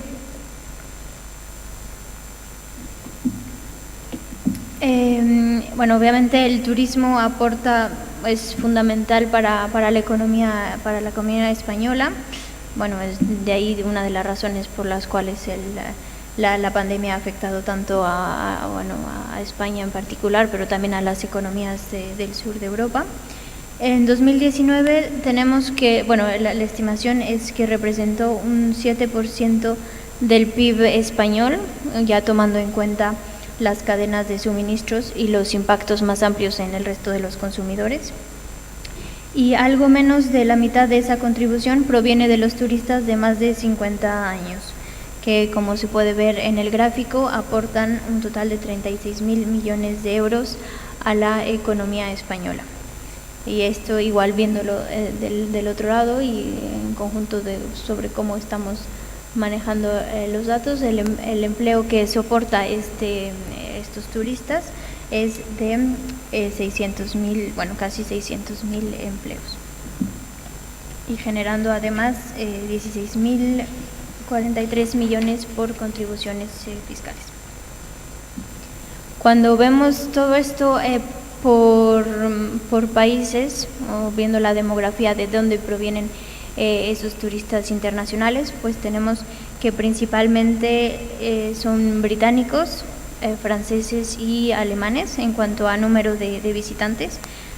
Entonces, por ejemplo, los turistas británicos comportan la mayor parte de los visitantes, con 7,8 millones de llegadas en 2019. Esta gráfica de aquí no son los visitantes, es el gasto. Y en cuanto al gasto, vemos que el Reino Unido, Alemania y Francia representan la mayor parte del impacto total en cuanto a gasto. En conjunto, el gasto de estos países, de estos tres, aportó casi 18.000 millones de euros de valor añadido a la economía en 2019.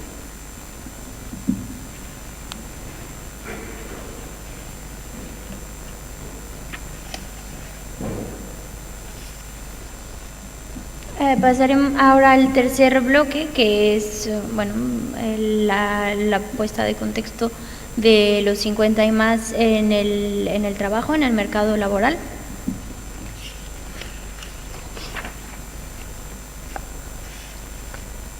Y como se comentaba anteriormente, la demografía continuará cambiando y es natural que la fuerza laboral se extenderá más allá de lo que consideramos ahora tradicional edad laboral, incorporando personas, o esperamos incorporando personas que continuarán viviendo vidas más largas y más saludables. Entonces vemos a partir de este estudio que hoy día los mayores de 50 años continúan participando plenamente en la economía, no solo como consumidores, como ya lo hemos visto, sino también como trabajadores altamente productivos que contribuyen todavía a una gran parte de la fuerza laboral en España. Entonces tenemos que 3 de cada 10 trabajadores en 2019 pues tenían más de 50 años, lo que equivale a 7 millones de personas. Como se puede ver en el gráfico, cuando lo vemos por sector, pues está bastante distribuido, es decir, que los mayores de 50 años representan una parte considerable del empleo total en determinadas industrias y de hecho, bueno, en la administración pública, como podemos ver, el dato es que de acuerdo al total ocupan un 45% del empleo, ¿no?, en esta industria. En el sector primario, en la educación, en salud y en los servicios sociales, los mayores de 50 años representan más de un tercio del empleo total en estos sectores, como se puede ver. Y cuando lo vemos en valores absolutos, el mayor empleador de las personas mayores de 50 años es el sector de comercio y el de transporte. Entonces, que emplean a 1,2 millones de trabajadores de 50 años o más, y seguido por el sector manufacturero, que emplea a 708.000 trabajadores que empleaba a 780.000 trabajadores en 2019.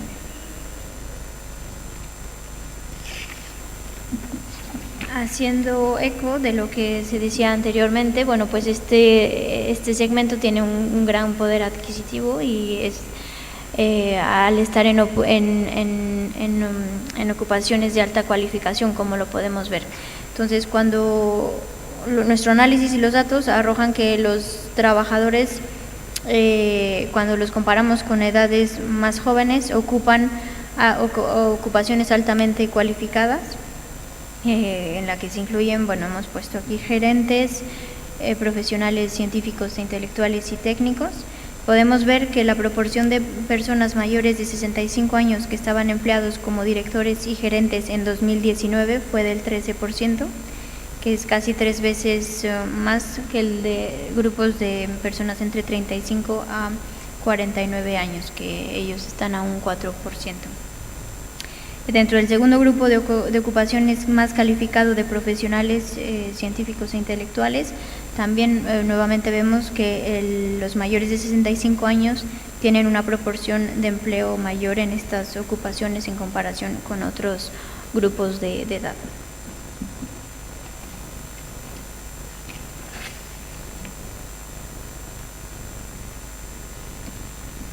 Y bueno, esto es natural, y como lo comentábamos, que de acuerdo a esta teoría económica en el que los salarios reflejan también el nivel de productividad, pues nos encontramos con una población que es totalmente activa, que los mayores de 50 años son bastante productivos, y habría que, justo eso, ¿no?, que esta imagen ayuda a desmitificar ese cliché que se tiene. Y bueno, que siguen ocupando puestos altamente calificados e intensivos en conocimiento. Entonces, hablando de remuneración en relación con la calificación del empleo, vemos que los de 50 años están mejor remunerados en comparación con cohortes de edades más jóvenes. Entonces, los directores y gerentes mayores de 60 años tenemos que ganar un salario medio de 96.100 euros, lo que equivale a más de una vez y media el salario de la cohorte de directores y gerentes entre 30 y 49 años. Y bueno, y en general, una vez más, me parece que esta gráfica igual permite seguir con lo que se comentaba en un principio. Bueno, eso es, con esta diapositiva llego al fin de esta presentación. Claro, con la intención que podáis encontrar todos los detalles y leer más en el informe, pero lo que me parece, bueno, clave es que, siguiendo con lo que decía el doctor Antón Costas, es que efectivamente el impacto de los mayores de 50 años en España es bastante positivo. Los mayores de 50 años, esta economía de la longevidad hace una verdadera contribución a la economía y a la sociedad. Entonces, reflejando un poquito los principales resultados que hemos visto a través de estos bloques, pues es esta área positiva que lo resume. Generan 325.000 millones de euros en valor añadido en 2019, apoyando 4,4 millones de empleo. Representan actualmente una fuerza laboral bastante importante para España, que es el 30% de la mano de obra. Y en cuanto al turismo, este turismo que proviene de esta economía de la longevidad, pues también tiene un impacto bastante importante, generando 36.000 millones de euros al PIB y apoyando 600.000 puestos de trabajo. Entonces, bueno, esperamos que con este informe podamos contribuir a alimentar este debate, a seguir estudiando el tema a profundidad. Y bueno, también antes de terminar, agradecemos nuevamente la colaboración de la Universidad de Salamanca con la proporción de los microdatos y bueno, de los casos de estudios que presentaremos también a continuación. Y pues os deseamos una feliz lectura y cualquier cosa pues, también estamos a disposición para responder a vuestras preguntas.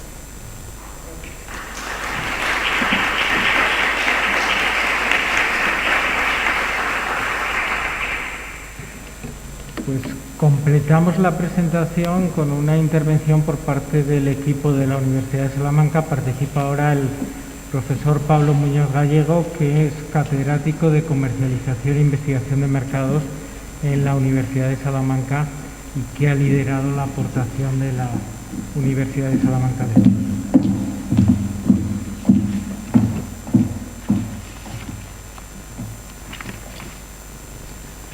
Buenos días a todos y es un placer estar aquí y haber participado también en este informe.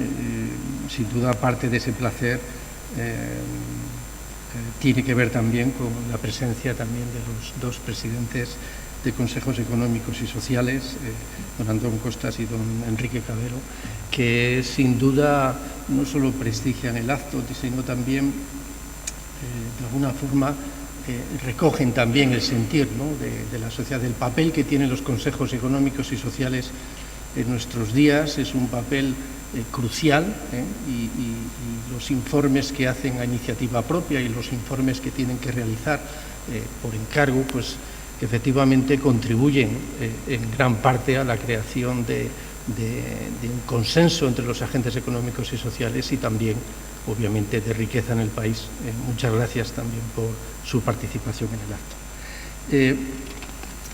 Nos hemos encargado particularmente de la aportación de algunos complementos al informe, también en ese sentido económico que se señalaba, ¿no?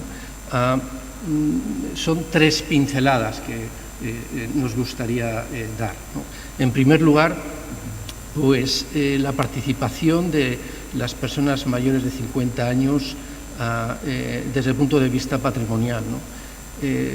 Los datos con los que podemos apuntar, digamos, un análisis comparativo, pues podrían tener que ver con esos ingresos y con el patrimonio neto y deuda, ¿no?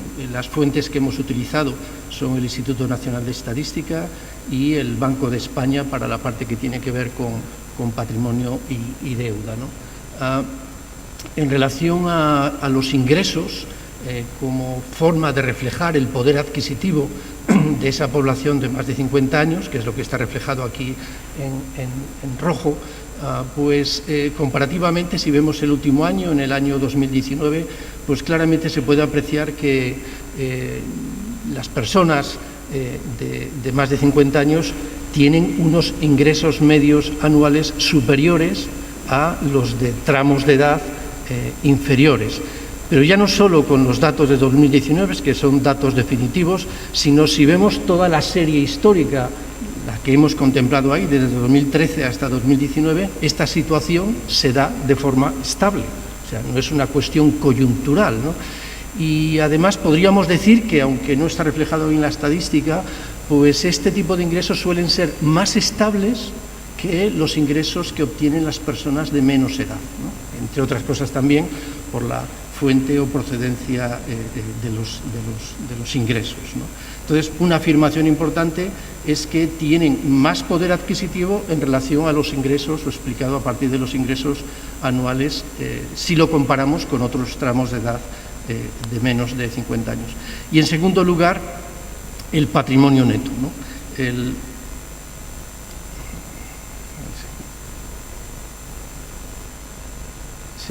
El patrimonio que podríamos medir en términos de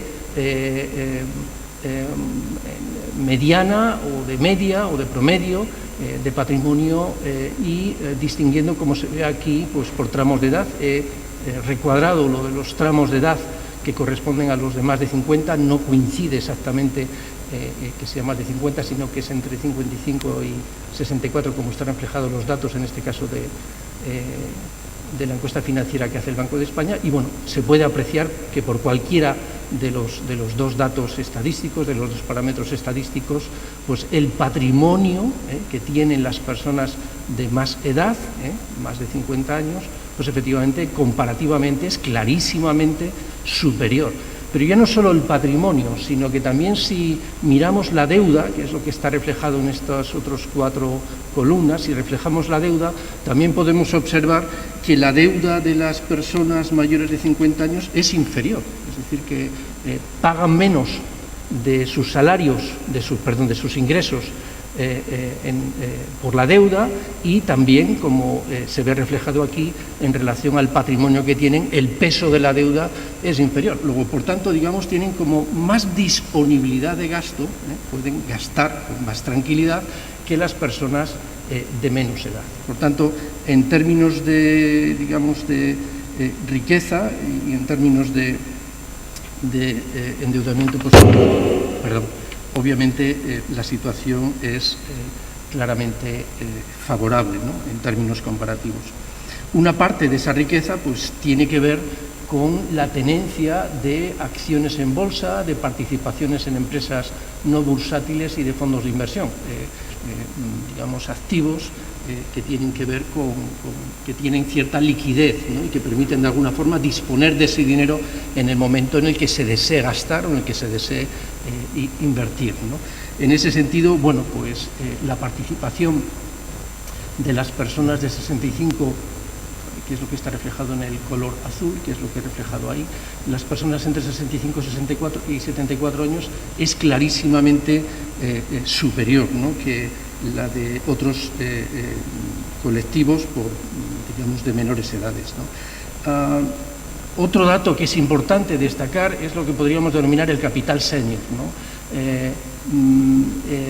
Como se puede apreciar ahí en el texto, el 40% de las empresas que podemos llamar empresas consolidadas, que son los que en términos del estudio que se ha utilizado, el GEM, ¿no?, el estudio sobre emprendimiento en España, que es un estudio bastante conocido, bueno, pues aquellas empresas que tienen más de 3 años y medio de vida, se puede decir que el 40% de esos proyectos empresariales estaban dirigidos por personas que estaban entre 55 y 64 años, ¿no? Y bueno, pues también podríamos ampliar ese capital senior, no solo a la parte directiva, sino también a la parte, como se ha señalado anteriormente, a la parte técnica, por compromiso y por conocimientos. Y esto también se ha señalado por parte del presidente don Antón Costas, que efectivamente hay datos empíricos que demuestran que el mayor conocimiento y el mayor compromiso con el negocio son 2 rasgos que caracterizan a los empleados, digamos, más senior en las propias empresas, ¿no? Entonces, bueno, eso también contribuye de una forma, vamos a decirlo así, mixta, creando equipos de trabajo en donde se compaginen personas con edades de más de 50 y de menos de 50, crean un espíritu realmente, digamos, que genera sinergias, ¿no?, desde el punto de vista de los resultados de las empresas, ¿no? Y también podemos decir que en términos no empresariales, sino en términos de participación en organizaciones sociales, la participación de los de más de 60 años. Los datos que tenemos, que provienen de una encuesta que se realizó ya en 2015, tanto en España como en Portugal, por parte del CNIE, pues efectivamente nos muestran que tienen una participación superior al de otros colectivos de menor edad. En parte, a lo mejor, quizás también, no solo por la mayor disponibilidad de tiempo, sino también, en parte, por la querencia, ¿no?, a prestar esos servicios y a rentabilizar desde el punto de vista social ese conocimiento y esa experiencia que tienen. Y el tercer rasgo que querríamos destacar, complementando el informe, tiene que ver con un aspecto controvertido, ¿no?, que es la parte que tiene que ver con la digitalización, ¿no? Pues hay que ser realistas en ese sentido y bueno, pues se puede apreciar que si lo medimos en términos de la utilización de Internet en los 3 últimos meses o la realización de compras electrónicas en los 3 últimos meses, que es lo que refleja ahí, y cada una de las líneas reflejan diferentes tramos de edad que están aquí situados. He puesto en un recuadro los tramos de edad que nos interesan ahora. Pues bueno, se puede ver que en términos de utilización de Internet, pues efectivamente al principio, no tan lejano en el tiempo, las personas de 50 a 65 años pues estaban pues por debajo, ¿no? Pero digamos, la evolución ha sido tal en este tiempo, y creo que eso se había apuntado, la revolución, el cambio realmente que se está produciendo desde el punto de vista de incorporación tecnológica de las personas de más edad, pues ha hecho que ya con los datos de 2020 estemos alineados no solo con el resto de las edades, sino ese tramo de 50 a 65 también está alineado con el resto de países europeos, ¿no? Entonces, en ese sentido, ese gap realmente de 50 a 65 años ha sido ya, en términos de utilización de Internet, superados. No así ocurre con las personas de más de 65 años, ¿no?, donde ese gap, pese a que hay, como veis aquí, digamos aquí un punto de inflexión y realmente una mayor aceleración de ese proceso de convergencia, que seguro que habrá tenido y se verá todavía un empuje mucho mayor debido al COVID-19, o sea, digamos, esa incorporación, pues efectivamente hay un gap, ¿no?, que aquí hay que ser consciente que se da no solo en estos términos, sino también en, como se puede ver aquí, en términos de compra en Internet, que son dos señales, no quiere decir que esto agote ni mucho menos los datos que tenemos de utilización de tecnología, pero es como la punta del iceberg a partir de la cual podemos conocer un poco esa base, ¿no? Por tanto, podemos decir que bueno, pues en estos momentos hay una brecha digital que tiene que ver fundamentalmente con los de más de 65 años, y esa brecha digital posiblemente también sea en parte coyuntural y en parte estructural. En parte también estructural porque hay un elemento definitivo que caracteriza a las personas de más de 65 años, y es que ya no trabajan, o teóricamente en principio la gran parte de ellos ya no trabajan, y eso quiere decir que parte de la utilización de medios electrónicos debido a esa actividad laboral pues ya no se precisa, ¿no?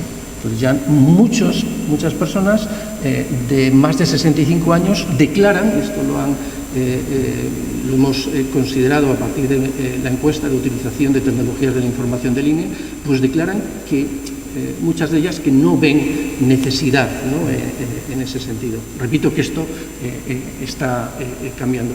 Por tanto, hay una brecha, digamos, digital que tiene que ver con habilidades en el manejo de aplicaciones electrónicas, conocimientos y esa percepción de necesidad que muchos de ellos reflejan, o sea, que no consideran que sea una cuestión vital. Yo creo que en parte por lo que he dicho, porque esa actividad laboral que en parte les obligaba a utilizar estos medios pues ya no está tan presente, ¿no? Entonces, bueno, pues cabría pensar que esto puede ser una oportunidad o una amenaza, ¿no? Puede ser una oportunidad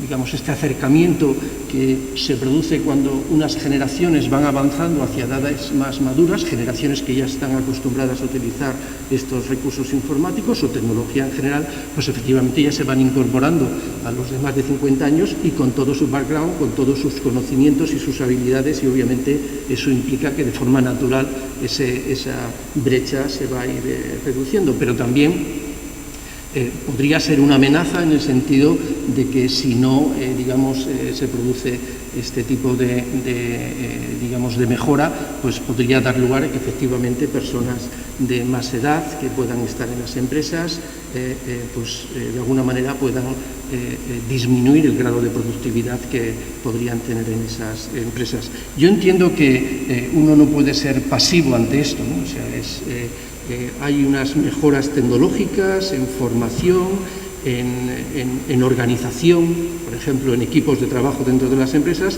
que es obligado realizar. O sea, y hay que anticiparse a estas formas de trabajo dentro de las propias empresas para que el acomodo de esas personas de más de 50 años pues efectivamente garantice una productividad que es la que se requiere para competir en los mercados. Y se señalaba antes que habría dudas acerca de la disminución de productividad, pues cabría decir que efectivamente en lo que pueden ser tareas manuales pues se pierden ciertas habilidades, pero como bien se ha destacado, en tareas intelectuales, al contrario, o sea, justo uno se capacita mucho más. Y si ponemos también el foco en esas actividades manuales en donde la participación de más de 50 años podría ocasionar cierta pérdida de productividad, hay que tener en cuenta que todos los procesos de automatización que se están desencadenando tienen como foco esos procesos manuales. Luego, en consecuencia, realmente empresas que sufran o que tengan o que se vean beneficiadas de procesos de automatización, al final lo que están es dando más peso a las personas que tienen más habilidades intelectuales, es decir, tal y como se ha destacado, a personas de más de 50 años. Hay sin duda muchos retos por delante. Se destacaba anteriormente, yo, para no alargarme mucho más, pues aportar un dato sobre la vida laboral de las personas, un dato que yo creo que, en fin, debería hacernos reflexionar acerca de la regulación del mercado de trabajo, del funcionamiento del mercado de trabajo en España. En España el 4,9%, que es el 5% de las personas entre 65 y 74 años están trabajando. En cambio, la media europea es el doble, estamos casi en el 10%. Entonces, ¿qué pasa ahí, no? O sea, digamos, hay impedimentos, hay obstáculos, deseamos trabajar menos después de los 65 en España en relación a otros países.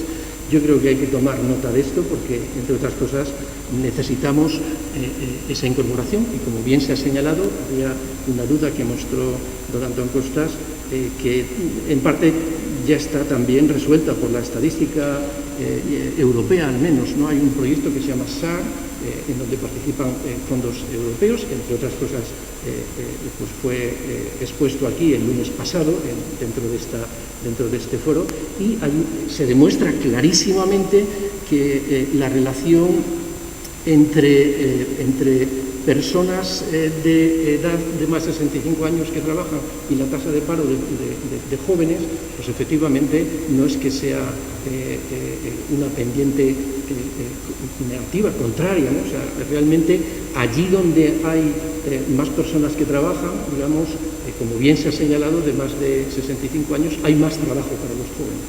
Entonces, bueno, esto es una comparativa internacional, por tanto, efectivamente, aquí hay algo que hacer, porque en definitiva es un déficit de creación de riqueza que nuestro país tiene que encarar y cuanto antes lo haga mejor, ¿no? Las condiciones laborales y de mejora de la productividad, como he señalado anteriormente, todos los procesos de automatización tendrían que generar no solo formación en materia tecnológica, sino también tendría que ayudar a cambiar un poco las formas organizativas de las empresas para aprovechar este activo que estamos señalando. Queda pendiente también, pues efectivamente, esa cuestión que está encima, que es digamos, prepararse para la jubilación desde el punto de vista de los ingresos, y hay que tener sistemas de ahorro que permitan que esto se produzca. Y probablemente hay países de nuestro entorno, muy cercanos, que pueden ser muy buenos ejemplos, en el caso, por ejemplo, de Gran Bretaña, a la hora de crear sistemas con apoyo estatal, que de alguna manera pues están funcionando bien. Es importante mantener algún tipo de profundización en el impacto en zonas rurales y sobre todo en la cuestión de mujeres, porque creemos que está deficientemente tratado y bueno, pues creemos que es importante también, y el estudio trata de arrojar luz sobre esto, que las propias empresas sean conscientes de las oportunidades de mercado en bienes y servicios que tienen este segmento de población. Nada más, muchas gracias por su atención.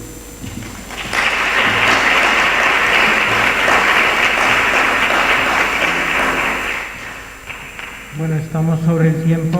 Creo que aunque breves, las presentaciones permiten evidenciar que se trata de un informe pionero, muy completo, muy riguroso, que pone en valor el papel de los mayores como motor de la actividad económica. Por supuesto, un segmento de población con capacidades, necesidades y motivaciones específicas, algunas vinculadas a la edad, otras vinculadas pues a los valores, a las costumbres propias de cada generación, pero que es importante tener en cuenta de cara a optimizar nuestra realidad económica. Nos gustaría que este estudio pues sea un punto de partida para empezar a trabajar en esas políticas públicas o en esas iniciativas privadas que permitan optimizar nuestra realidad económica a largo plazo y adaptarlo a la tendencia demográfica que vamos a afrontar en los próximos años. Desde luego, desde CENIA, desde el Centro Internacional de Sobreenvejecimiento, seguiremos trabajando para que la longevidad vaya de la mano del bienestar social y de la calidad de vida. Muchísimas gracias a todos ustedes por la asistencia, también a los que nos siguen en streaming. Muchísimas gracias a los presidentes del Consejo Económico y Social de España y de Castilla y León por habernos acompañado y además por haber compartido sus reflexiones en torno a la longevidad. Muchísimas gracias a todos y damos por concluido el acto.